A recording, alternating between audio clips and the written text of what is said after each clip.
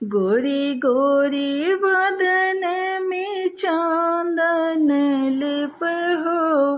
आज हो जहीं बेटी हमारी पराई हो,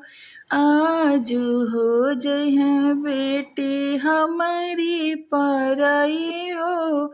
आज हो जहीं बेटी। मामी छिपावेली अचरा में तोपी के, बाबा भेजल जैसे जल के मछलिया जी, बाबा भेजल जैसे जल के मछलिया जी, आज हो जहीं बेटी हमारी पराई जी, आज हो जहीं बेटी। गोरी गोरी बदन में चांदन लिप जी, आज हो जहीं बेटी हमारी पराई जी, आज हो जहीं बेटी हमारी पराई जी, आज हो जहीं बेटी। चाची छिपावेली सोने के चिड़ैया जी, चाचा निकल जैसे उहो दैया जी, चाचा निकल जैसे उहो दैया जी,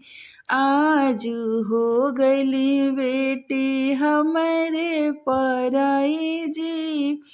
आज हो गली बेटी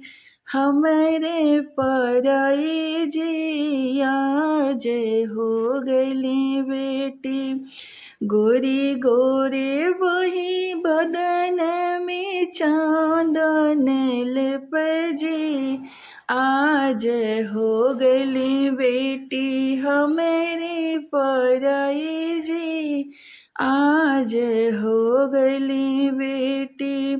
भाभी छिपावेली सखिया सहेलिया जी,